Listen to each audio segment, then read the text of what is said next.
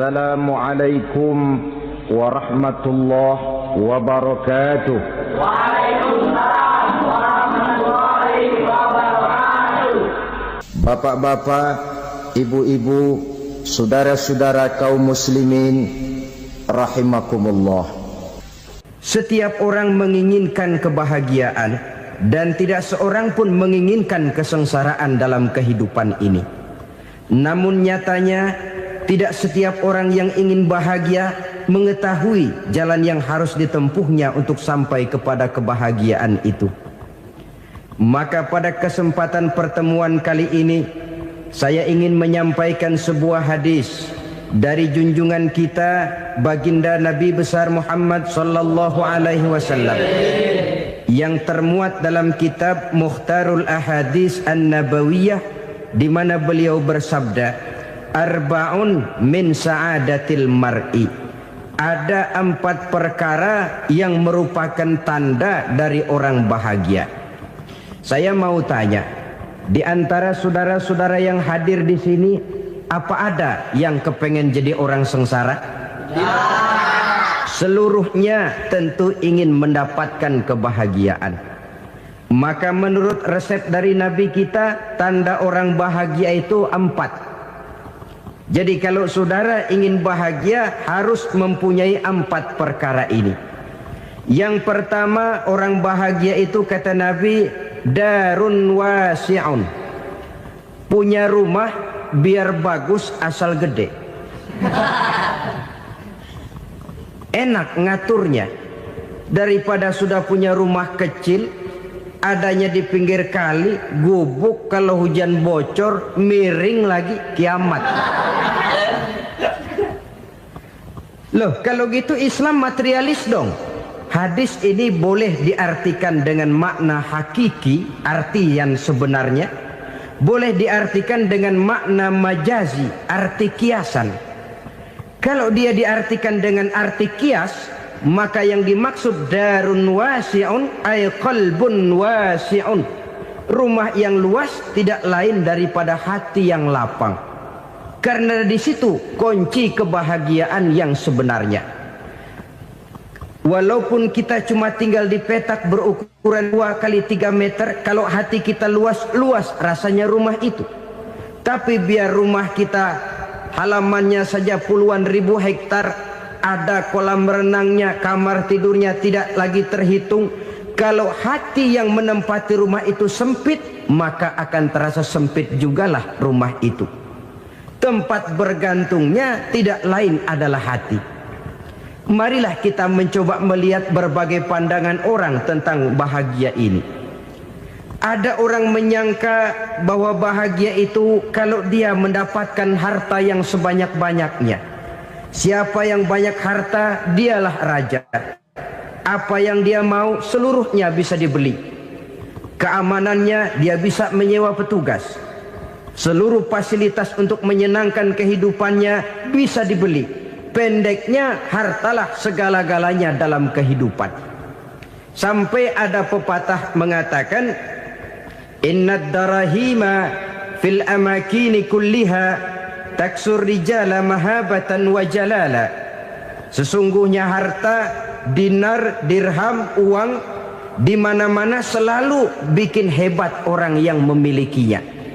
Coba lihat, orang yang punya duit sama yang enggak punya duit, jangan gaya hidupnya, gaya jalannya aja lain. Wahia lisanun liman arada fasahatan, wahia silahun liman arada qitala. Uang adalah senjata yang paling ampuh bagi orang yang mau pergi perang, dan lidah yang paling fasih bagi orang yang mau bicara. Kalau bicara dengan lidah macet, cobalah bicara dengan harta, lancar. Sampai ada pepatah demikian, segalanya bisa diatur dengan harta. Maka di kalangan orang yang berpandangan semacam itu, seluruh kegiatan hidupnya hanya terfokus kepada bagaimana mengumpulkan harta yang sebanyak-banyaknya. Tidak peduli halal haram, tidak kenal sore pagi siang dan malam, tidak sempat sujud, jauh dari agama, jauh dari kehidupan yang bersifat ruhaniyah, jauh dari Allah dan sebagainya, sampai dalam Al-Quran dikelompokkan dalam kelompok yang dinamakan lumazah. Allazi jama'a malahu wa'addadah yahsabu anna malahu akhladah.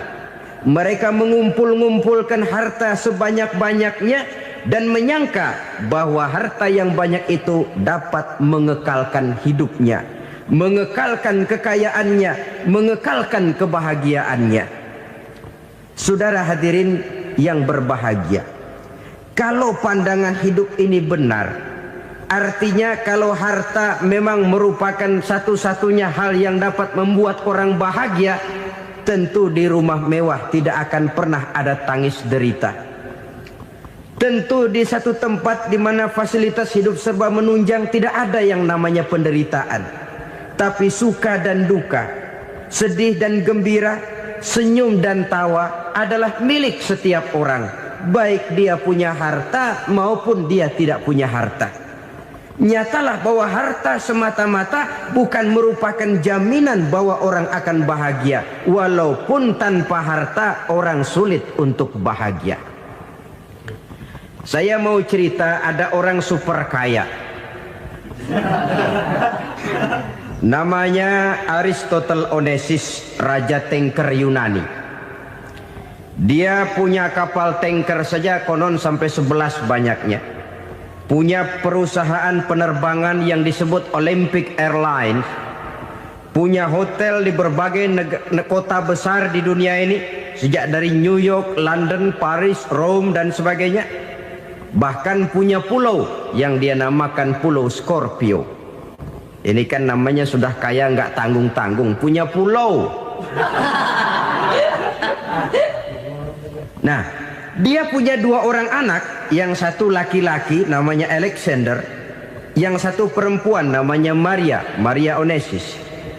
Seluruh harapannya tertumpah kepada anak lakinya Alexander ini, yang akan meneruskan usahanya, meneruskan kekayaannya, meneruskan dinastinya. Apa yang terjadi? Ternyata anak yang dia harapkan yang bernama Alexander ini mati muda dalam kecelakaan pada waktu dia olahraga. Apa olahraganya? Namanya olahraga anak orang kaya, golongan jet set. Olahraganya olahraga pesawat terbang. Jatuh, ya nggak kapungut, habis mati. Tinggal satu anak perempuannya, Maria Onesius. Tapi anak perempuan ini juga malah urakan. Terakhir dia pacaran, bahkan kemudian kawin sama orang Rusia. Rupanya Aristotle Onesius ini broken. Kekayaannya yang berlimpah ruah, perusahaannya yang begitu banyak, siapa yang akan meneruskan? Siapa yang akan menggantikan? Sampai kemudian dia mengurung diri di Pulau Scorpio dan mati di sana secara mengenaskan. Seorang multi jutawan, seorang yang super kaya, mati menyendiri di pulau sepi. Ibarat kata pepatah, anak ayam mati di lumbung. Bukan kekurangan makanan, keurugan makanan. Begitu kehidupan Aristotle Onesius. Dan banyak orang-orang yang sudah demikian kaya sampai dibingungkan oleh kekayaannya sendiri. Telusurilah kehidupan David Rockefeller misalnya, Henry Ford misalnya, Adnan Khashoggi misalnya. Multi jutawan yang kadang-kadang dibuat keder oleh kekayaannya sendiri. Pantas ketika Imam Ali ditawarkan orang, "Ya Ali, kalau kepadamu disuruh pilih ilmu atau harta, kau pilih mana?"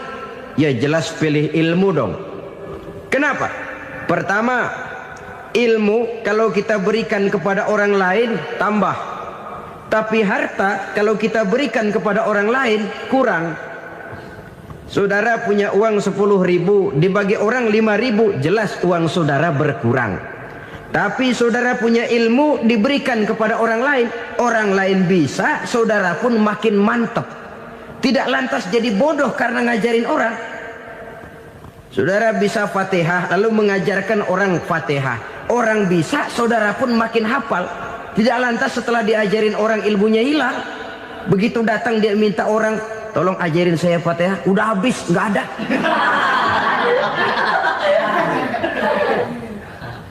Yang kedua kata Imam Ali, ilmu menjaga kita. Kalau harta kita yang harus jaga.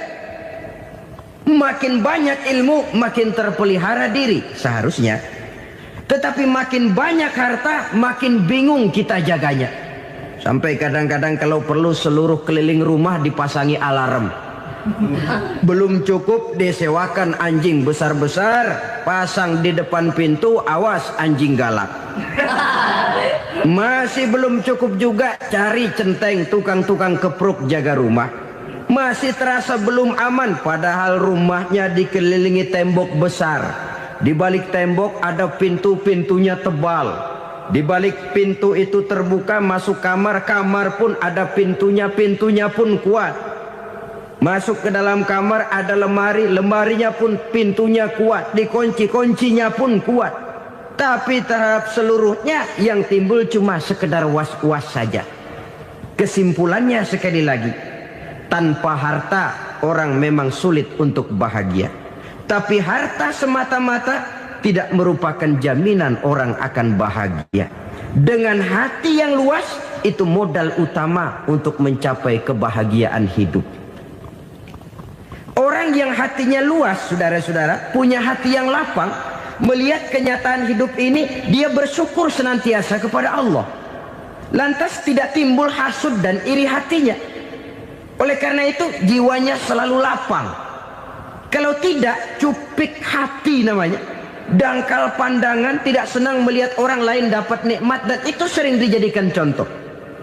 Kalau orang yang lapang dada, dia lihat tetangganya beli TV baru, dia berkata, alhamdulillah ya, tetangga kita beli TV, mudah-mudahan kita bisa ikut nonton. Lapang dadanya. Tapi orang yang sempit hati, lihat tetangga beli televisi, meriang. Enggak diapa-apain, meriang. Besoknya dengar tetangga beli motor, makin sakit, ke rumah sakit. Lalu di rumah sakit dengar tetangganya beli mobil, mati. Disiksa oleh perasaannya sendiri. Orang kalau hati sudah sempit dalam hidup, kemanapun dia pergi, sempit rasanya medan kehidupannya. Kemudian kita melihat juga ada orang yang menilai bahwa bahagia itu katanya kalau punya kedudukan yang tinggi, pangkat yang agung, wibawa yang besar. Mungkin betul, tapi mungkin juga tidak. Bergantung kepada hati orang yang punya pangkat itu. Sama dengan harta tadi. Harta akan membawa bahagia kalau dia jatuh ke tangan orang yang berhati lapang. Tapi harta akan jadi bencana kalau jatuh ke tangan hati orang yang sempit. Pangkat akan membawa bahaya kalau jatuh di tangan hati orang yang sempit. Lebih dari itu, kenyataan mengajarkan kepada kita bahwa ternyata pangkat dan jabatan tidak selamanya memberikan kebahagiaan dalam kehidupan. Bahkan resikonya kelewat besar. Beberapa bukti kita bisa ambil dari para pemimpin dunia yang menjadi korban lantaran pangkat dan jabatan yang disandangnya. Saudara ingat Presiden Abraham Lincoln dan John Kennedy dari Amerika? Dibunuh orang.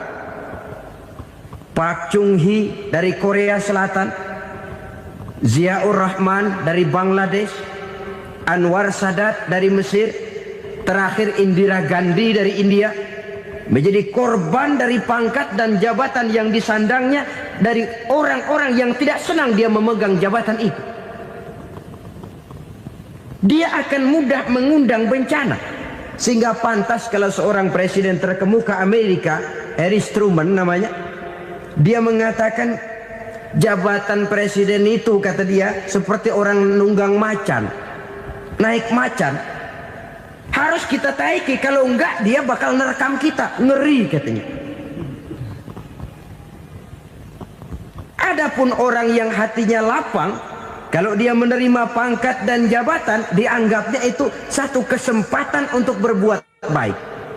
Tapi orang yang berhati sempit, menerima pangkat dan jabatan, bukan kadang-kadang menerima, malah berusaha setengah mati mencapai dengan segala cara.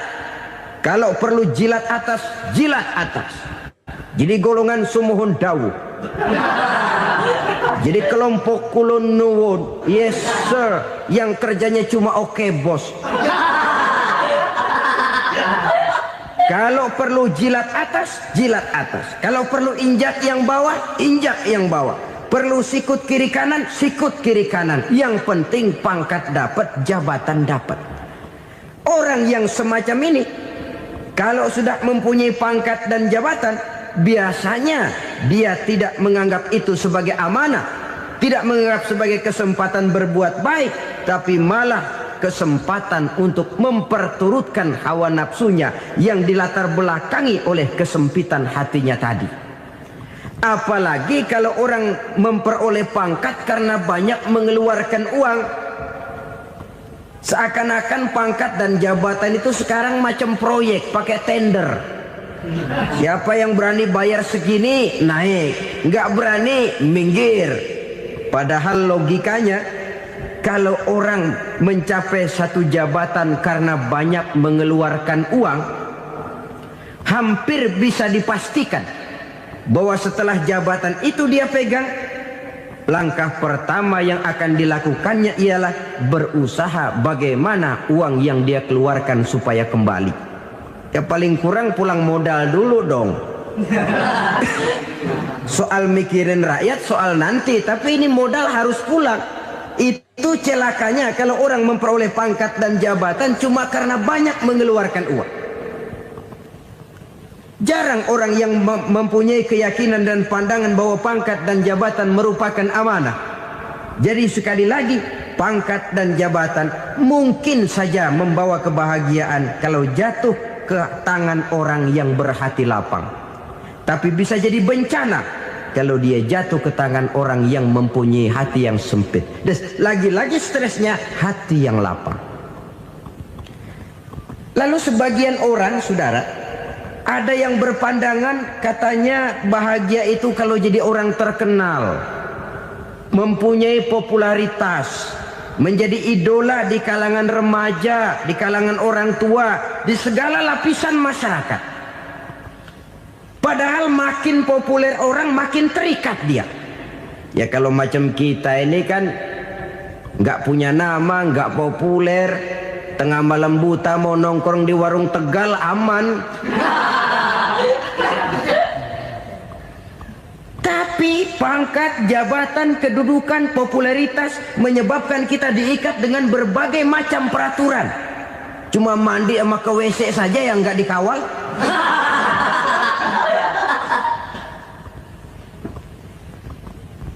Benarkah popularitas, ketenaran membawa kebahagiaan? Mungkin. Ya, tapi mungkin juga tidak. Kenapa? Banyak orang-orang populer yang mengakhiri hidupnya secara tragis. Kita ambil beberapa nama. Di Amerika tahun 60-an ada bintang seksi paling terkenal yang dijuluki sex bomb. Bom seksi. Sampai sekarang jadi legenda, namanya Marilyn Monroe. Singkatan double-nya itu inisialnya MM, Marilyn Monroe. Terkenal top sampai dia mati tahun 62, namanya sekarang masih saja dibicarakan orang. Kenapa dia bunuh diri? Tidak punya hartakah dia? Banyak. Kurang populerkah dia? Seluruh dunia mengenalnya. Sejak rakyat kecil sampai pejabat tinggi dia punya hubungan. Kenapa? Jenuh. Dia terlahir dalam keadaan yatim. Setelah itu tidak lama dia berangkat remaja, ibunya meninggal. Pindah dari wanita asuh ke wanita asuh sampai 12 orang ibu angkatnya. Dan kekecewaan yang paling parah, setiap laki-laki yang dekat dengannya hanya seperti kapal berlabuh. Datang dan pergi silih berganti. Padahal dia merindukan seseorang yang bisa melindungi hidupnya. Dia rindukan itu dan dia tidak pernah menemukan. Itu yang akhirnya menyebabkan dia minum pil tidur kelewat dosis, minum obat tidur kebanyakan, ya tidur terus sampai sekarang.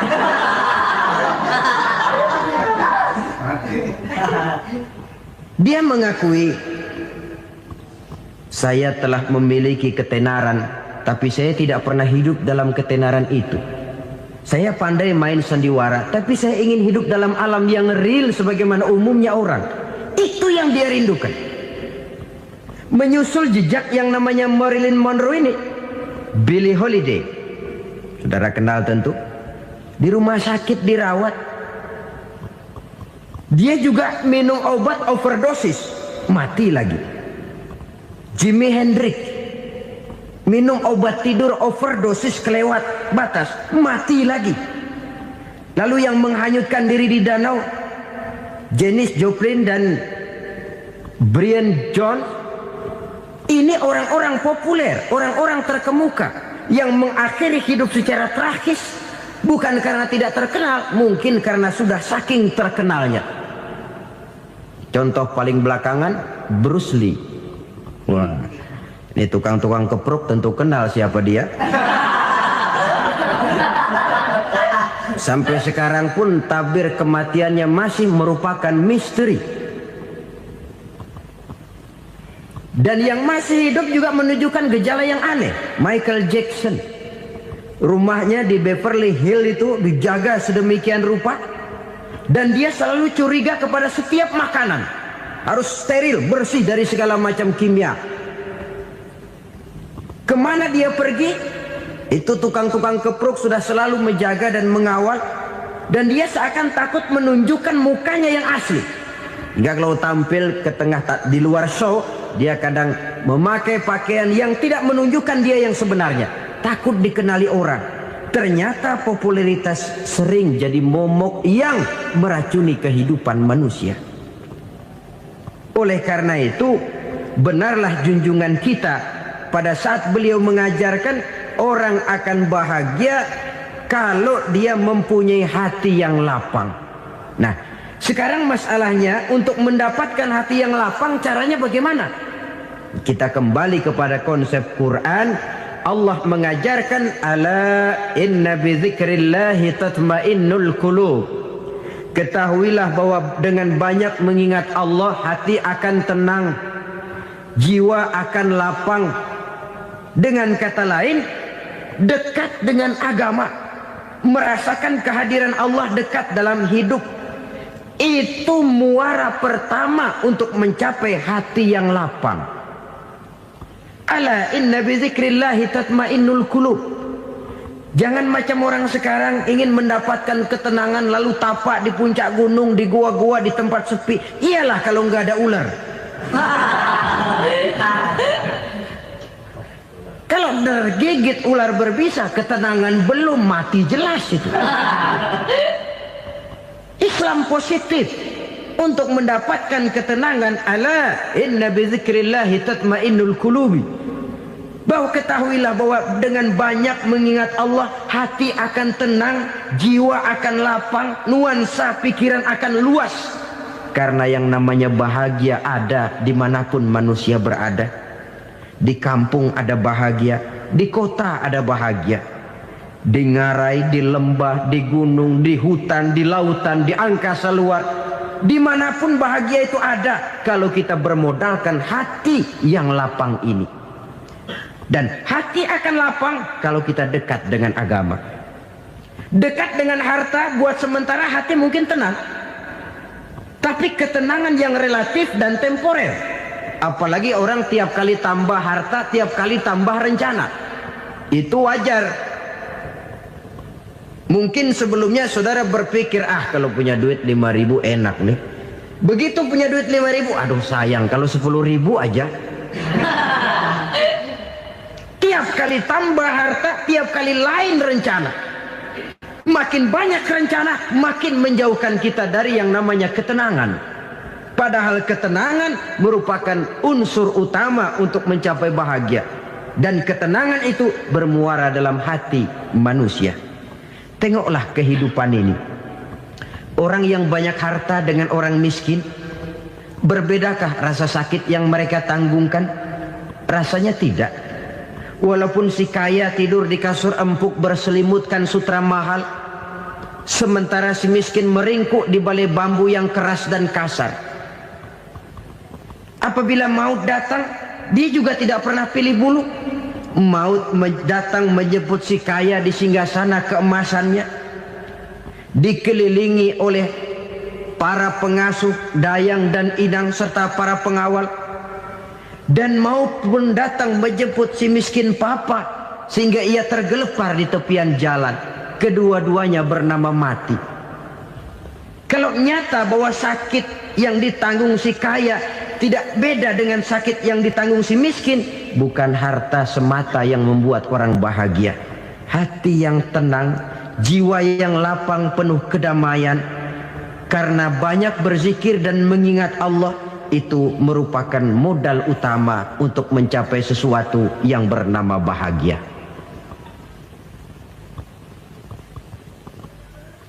Saudara hadirin yang saya hormati, inilah yang pertama dari 4 ciri yang digambarkan oleh Nabi tentang tanda-tanda orang bahagia. Dan harus berangkat dari yang pertama ini, hati yang lapang. Ini yang harus kita miliki lebih dahulu, baru nanti akan menyusul kepada poin yang ketiga, kedua dan selanjutnya. Sebab kalau hati sudah terisi dengan jiwa yang lapang, seluruh persoalan insya Allah akan bisa kita atasi dengan sebagaimana mestinya. Yang kedua sekarang, tanda orang bahagia menurut baginda Nabi, markabun syariah. Orang bahagia itu, kata beliau, punya kendaraan biar cepat asal lancar. Artinya kemana dia mau pergi mudah. Apa maksud hadis ini? Kalau kita kaji lebih dalam, kendaraan itu kan alat transportasi. Transportasi tidak lain adalah usaha memudahkan komunikasi. Pindah dari situ kepada teori bahwa manusia adalah zon political, makhluk bermasyarakat yang tidak bisa memenuhi kebutuhan hidupnya secara sendirian. Kita memerlukan keberadaan orang lain dalam kehidupan ini.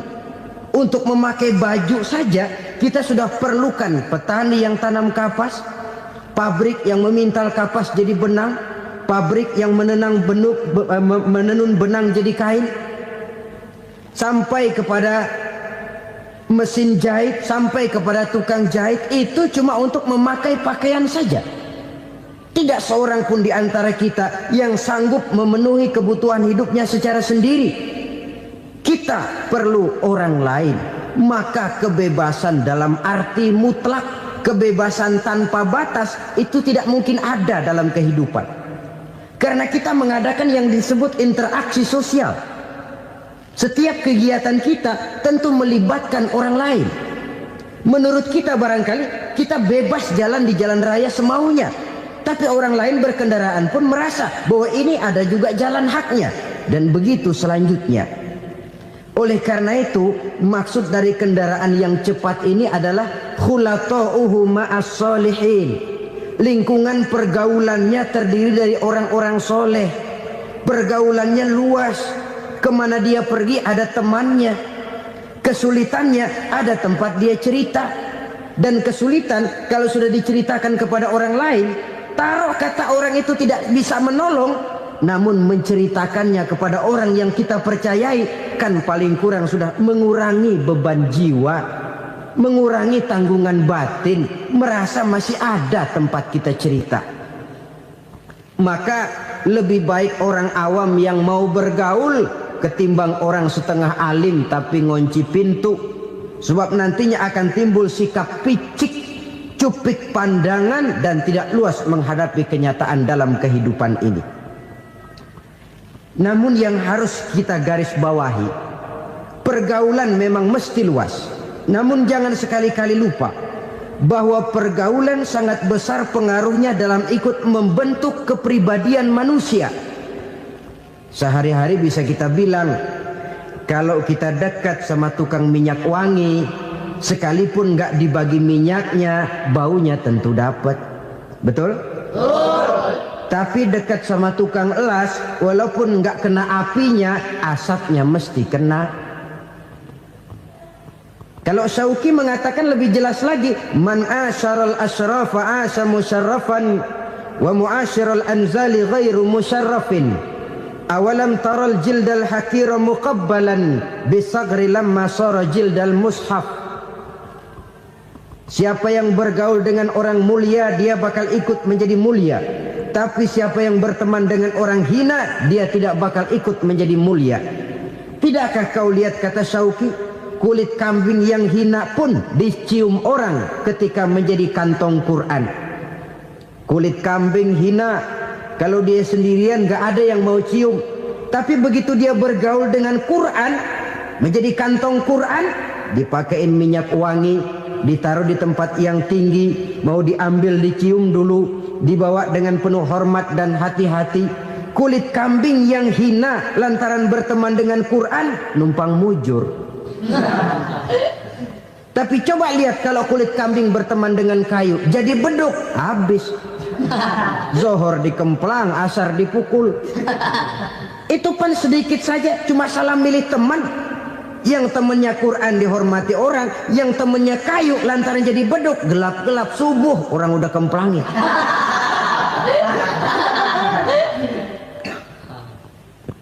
Maka terutama kepada adik-adik remaja yang masih mencari identitas diri, yang ibarat kaset masih kaset kosong, mudah diisi oleh apapun, pandai-pandailah memilih teman dalam bergaul.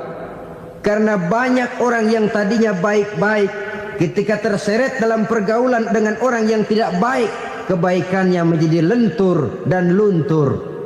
Tapi berapa banyak bajingan-bajingan tengik, orang-orang yang berlumur noda dan dosa, tiap hari melakukan maksiat, namun bergaul dengan orang yang baik-baik, pada akhirnya sedikit demi sedikit beringsut dan berangsur dia terbiasa mengikuti kebaikan-kebaikan. Saya tekankan ini kepada remaja karena mereka masih mencari identitas diri. Apa yang mereka lihat mereka mau, apa yang mereka dengar mereka ingin tahu. Coba lihat kehidupan remaja. Pulang nonton film Rambo, pengen jadi Rambo, gagah, maunya belekai melulu. Pulang nonton film Superman, pengen bisa terbang. Pulang nonton India, nyanyi melulu. Wajar, mereka masih mencari identitas diri. Saya ini sebenarnya siapa? Lingkungan, pergaulan akan membentuk itu. Karena itu pandai-pandailah bergaul, karena ia sangat besar pengaruhnya dalam ikut membentuk kepribadian manusia.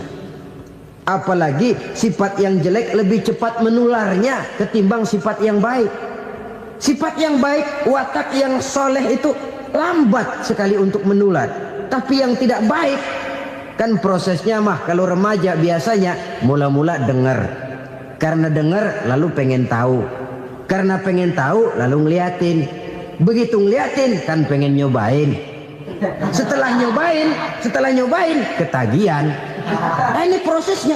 Yang namanya ganja, morfin, narkotik, awalnya kan begitu. Mula-mula dengar, katanya kalau sudah fly to the sky, sudah melayang ke langit, katanya disitulah puncak kebahagiaan. Mulanya cuma dengar. Karena dengar pengen tahu. Karena pengen tahu lalu ngeliat, kumpul sama orang yang suka ngeganja. Setelah ngeliat, nah pengen ngerasain. Begitu ngerasain enak juga, ketagihan. Kalau sudah ketagihan jadi penyakit kronis, bisa merembet kepada yang lain. Iya, kalau orang tuanya mampu untuk beli morfin, beli ganja. Kalau tidak kan pikirannya ngayap, jemuran siapa ya gue sabet.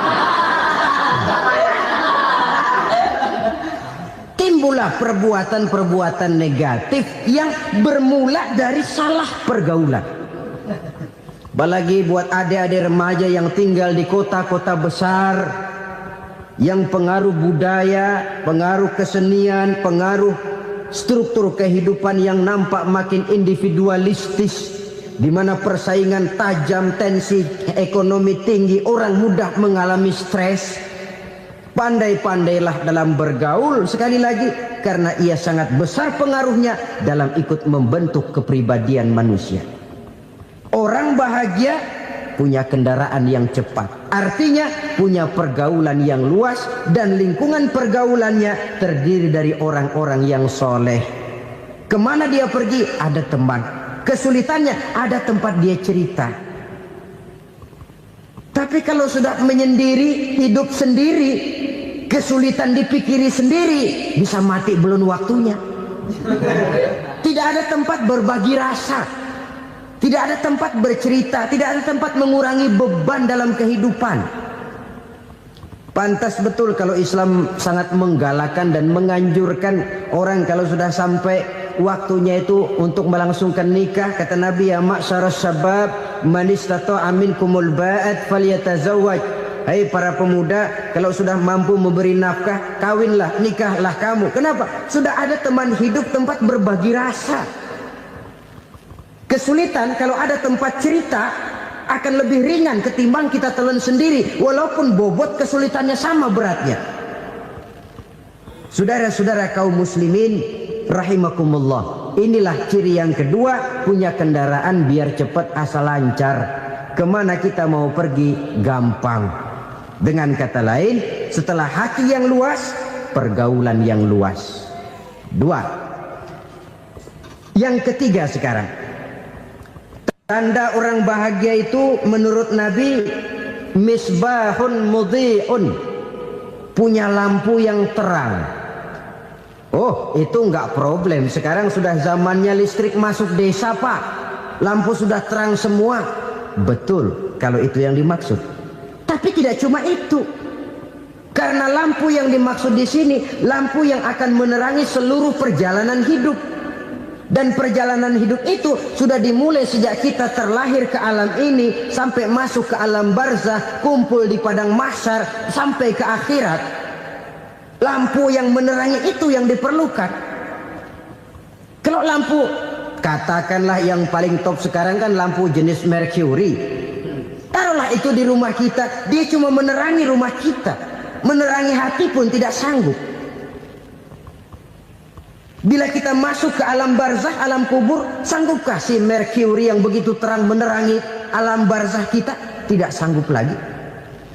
Sanggupkah lampu yang ratusan watt, bahkan puluhan ribu watt menerangi kehidupan di padang mahsyar? Tidak akan sanggup lagi. Kalau demikian, yang dimaksud lampu yang terang di sini apa? Tidak lain amal soleh, kebajikan yang kita lakukan dalam hidup. Itu yang akan jadi lampu penerang. Di dunia nama kita akan terang. Jasad kita boleh hancur terkubur tanah, tapi nama kita akan dikenang orang. Begitulah kalau orang meninggalkan kebajikan dalam hidup seperti sekarang. Ribuan orang tiap saat berziarah ke kubur Imam Syafi'i, ke kubur Imam Malik, ke kubur Imam Ghazali, ke kubur orang yang baik-baik, orang yang soleh-soleh. Kebajikannya yang ditinggalkan, yang mengukir namanya dengan tinta emas. Sehingga saudara sudah terbaring di alam kubur, orang lewat, Allah, ini kuburannya Fulan bin Fulan, dulu ini kebaikannya Masya Allah, saya ikut merasakan. Mari kita mampir sebentar, kita Fatihah. Mohon disampaikan Allah pahalanya kepada almarhum. Al-Fatihah. Itu kalau orang baik-baik. Lalu saudara tanya, Pak, orang mati dikirimin Fatihah apa nyampe pahalanya? Saya jawab, kalau saudara nggak percaya, mati dulu dah. Nanti saya Fatihain, tungguin di sana. Umpama nggak sampai, balik lagi kemari. Sekarang ini kan maunya otak-otakan saja. Kalau nggak masuk otak, nggak percaya. Padahal alam gaib itu nggak bisa diotak-otakin. Sama saja dengan saudara pernah dengar cerita kapal Tampo Mas tenggelam kan? Pernah nggak? Di mana? Ya, di laut Masalembo. Begitu ke Tampo Mas tenggelam, ratusan penumpang itu terjun ke laut, dipermainkan gelombang, berjuang menghadapi maut itu. Orang lagi timbul tenggelam di lautan, dihantam ombak, kita tengokin pakai helikopter. Pak, lagi timbul tenggelam ya? Iya, tolongin. Jangan khawatir Pak nih, saya kirim intan Pak, harganya 10 juta. Kira-kira orang yang timbul tenggelam di laut seneng nggak? Tidak. Kan mahal toh intan 10 juta. Kenapa dia nggak senang? Karena intan 10 juta dalam kondisi seperti itu tidak sanggup menyelamatkan dia. Dia akan girang kalau dikirimin ban mobil bekas, dikirimin papan terentang atau bambu. Intan yang 10 juta dia nggak girang. Ban mobil bekas yang 1000 perak, tuh pegang, itu yang dia girang betul. Inilah sebabnya Nabi berkata, mal mayyitu fi qabrihi illa kal ghariqil mutaghawwis. Orang yang meninggal di alam kuburnya seperti orang timbul tenggelam di lautan. Yantaziru da'watan min ahli, menunggu doa dari keluarganya yang masih hidup. Duh, bapak saya sudah meninggal, saya sayang benar sama dia. Kirimin kulkas ke kuburannya Itu sama saja dengan tadi orang tenggelam di lautan dikirimi intan yang harganya 10 juta, ndak sampai. Begitulah kalau kebajikan yang kita tinggalkan dalam hidup, sudah mati pun kubur kita masih diziarahi orang. Tapi kalau jahat yang kita tinggalkan, boro-boro lah orang mau doa lewat dekat kuburan kita juga serem. Tuh bajingan no, dulu mati dipendem di situ tuh. Jangan lewat situ, ntar kesurupan, jangan. Lewat saja orang ngeri. Konon lagi membacakan Fatihah dan mengirimkan doa. Hidup pada hakikatnya adalah kesempatan untuk berbuat baik. Maka sekali kesempatan itu diberikan, manfaatkan dengan sebaiknya. Sebab kesempatan kedua tidak akan pernah ada. Kesempatan berbuat baik di sini, di akhirat sudah pembalasan namanya. Sekali kesempatan itu dicabut, dia tidak akan pernah dikembalikan lagi. Kata Iqbal, hidup tidak mundur ke belakang, Bung. Berhenti diinjak orang, mundur hancur. Tidak ada kata mundur dalam hidup ini. Berhenti diinjak orang, mundur kecebur. Tidak ada kata lain. Harus maju dalam kehidupan, dalam artian yang positif. Hidup adalah kesempatan untuk mengumpulkan kebajikan yang sebanyak-banyaknya. Di situ nilai daripada manusia. Sekarang ini memang nggak kelihatan kok, orang yang banyak pahala sama yang banyak dosa nggak kelihatan kok. Barangkali kalau habis bikin dosa palanya pada benjol, mungkin orang takut sama dosa. Tapi sekarang sama saja, orang yang banyak dosa dengan yang nggak banyak dosa jalan bareng dari belakang, sama, nggak kelihatan beda. Tapi ada waktunya di mana pahala memegang peranan, di mana dosa diperlihatkan. Sama saja kalau kita bawa mobil siang, lampu kan nggak begitu berfungsi. Apa lalu bilang, alah ini lampu berat-beratin, copot-copotin aja dah. Tidak perlu begitu. Kenapa? Pada satu saat malam senja akan datang. Bila matahari terbenam, senja pun datang, gelap mulai merayap, disitulah baru terasa perlunya lampu. Pahala begitu. Sekarang orang yang nggak ada pahalanya nggak kelihatan dalam kehidupan. Tapi pada satu saat senja kehidupan akan datang. Ajal merenggut nyawa, malam merayap, dan hidup mulai diliputi kegelapan di alam barzah. Dikala itu kalau nggak punya lampu, alangkah malangnya kita. Sebab amal yang baik, kata Nabi, di alam barzah itu akan diciptakan menjadi perempuan yang cantik menemani kita. Amal yang jahat akan menjadi orang yang paling jelek nemenin kita. Udah di tempat gelap yang nemenin jelek.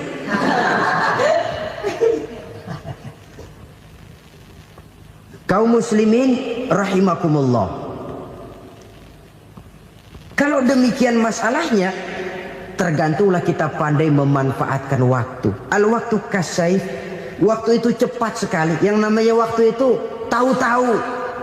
Tahu-tahu udah tahun 87. Tahu-tahu udah begitu. Tahu-tahu yang kemarin anak-anak, sekarang udah pada punya anak. Tahu-tahu saja itu. Begitu cepat waktu berlalu. Kalau tidaklah pandai kita memanfaatkannya, akan rugi kita. Nabi bersabda, "Man kana yaumuhu khairun min amsihi fahuwa rabih." Barang siapa yang hari ini lebih baik daripada hari kemarin, itu orang untung. Hari ini lebih baik daripada kemarin.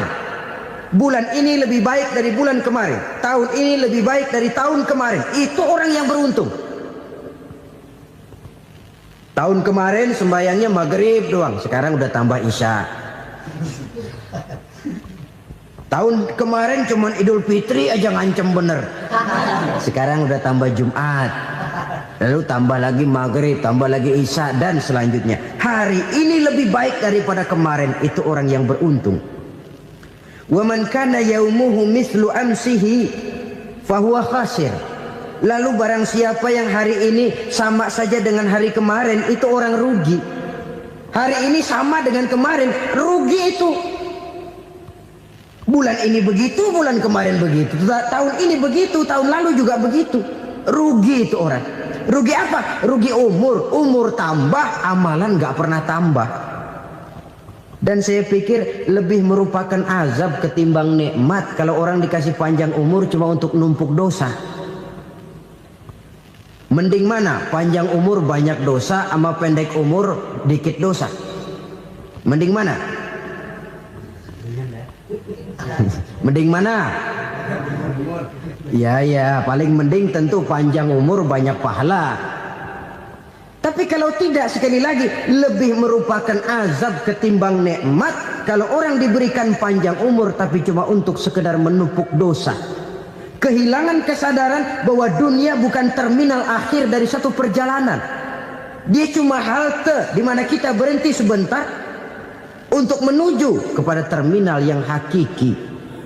Saudara-saudara kaum muslimin rahimakumullah, inilah lampu yang akan menerangi kehidupan. Amal yang kita lakukan di dalam kehidupan. Jadi yang dimaksud dengan lampu yang terang, kebajikan yang kita kerjakan dalam hidup. Nah, setiap orang di awal tadi saya bilang ingin bahagia. Bahagia itu kan hakikatnya kumpulan senang dan selamat. Senang, selamat. Apa bedanya? Senang tapi tidak selamat, nggak bahagia. Selamat tapi nggak senang, nggak bahagia orang. Contoh, kalau orang korupsi, duitnya banyak, senang dia, tapi keselamatannya. Ada tentara baris di samping rumahnya udah bingung, padahal tentara latihan. Tentara cuma latihan, dia bingung. Senang, tapi karena keselamatannya tidak terjamin, dia tidak bahagia. Sebaliknya pegawai negeri jujur benar, cuma segaji-gajinya, selamat nggak korupsi tapi melarat, ya nggak bahagia juga, kurang senang. Kesenangan dan keselamatan untuk dunia saja, ya sekali lagi, kalau cuma sekedar untuk dunia saja, bisa dibeli pakai uang, bisa dibeli pakai uang. Saudara ingin selamat, bisa dibeli pakai uang. Saudara ingin senang, bisa dibeli dengan uang. Tapi setelah mati masuk ke alam barzah, habis kekuasaan uang. Nggak bisa lagi beli keselamatan pakai uang. Tidak mungkin lagi membeli kesenangan dengan uang. Di situ pahala yang megang peranan. Makin banyak pahala, makin banyak saham untuk membeli kesenangan dan keselamatan, untuk memperoleh yang namanya bahagia. Dan jangan lupa loh, di alam barzah kita nggak sebentar, menunggu datangnya kiamat. Loh iya, kalau kita begitu dikuburin terus kiamat datang, untung. Tapi kalau masih harus 1000, 2000, puluhan ribu tahun yang akan datang, dalam satu penantian yang begitu lama, tanpa saham untuk memperoleh kebahagiaan, satu kemalangan yang tidak ada pernah putus-putusnya. Janganlah tergelincir oleh kebahagiaan sebentar yang menipu dengan mengorbankan kebahagiaan hakiki yang berjangka panjang. Apa artinya senyum sejenak kalau harus ditebus dengan tangis seumur hidup?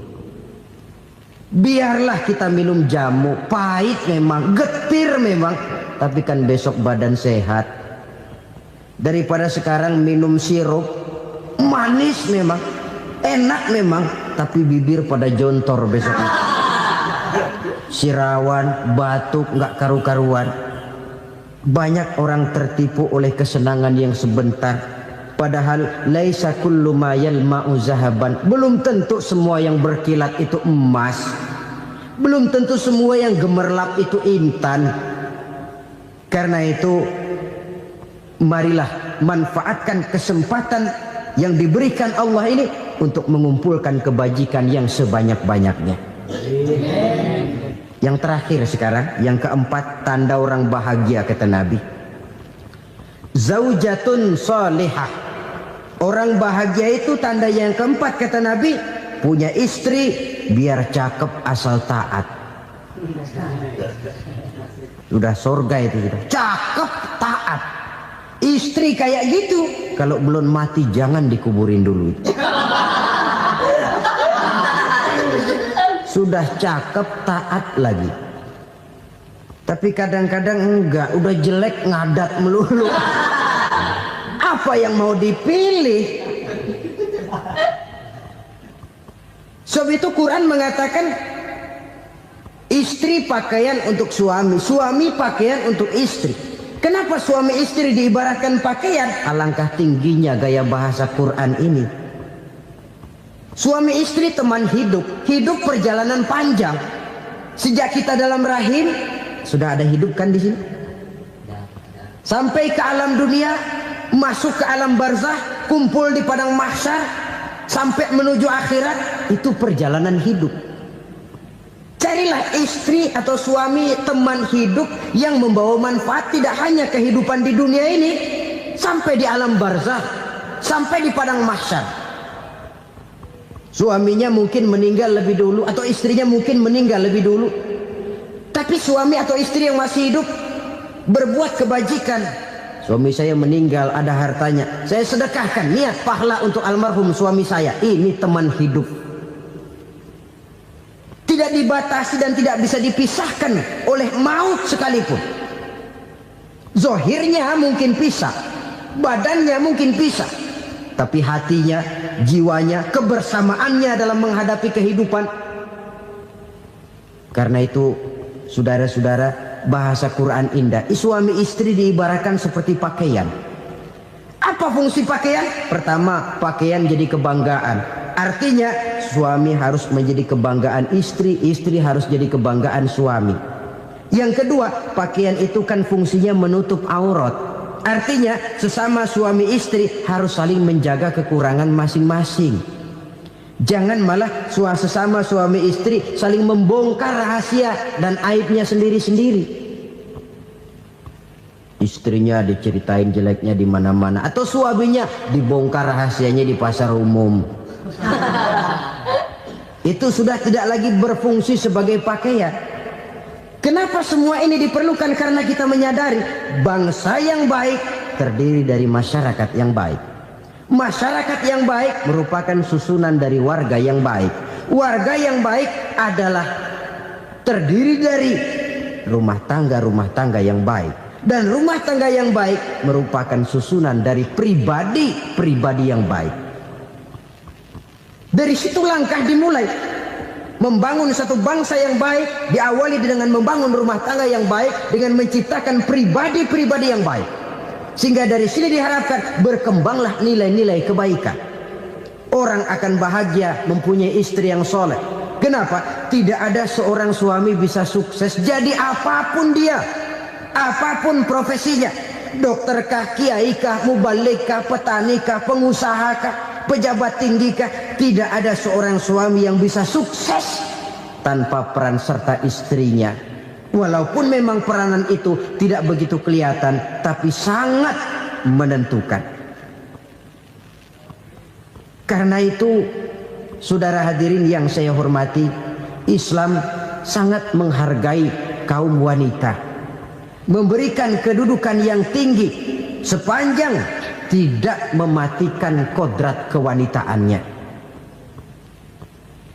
Nah, kalau sudah kesuksesan ini diawali dari rumah tangga, karier di masyarakat mudah untuk dikejar. Tapi keberantakan di rumah tangga merupakan kegagalan pertama di tempat lain.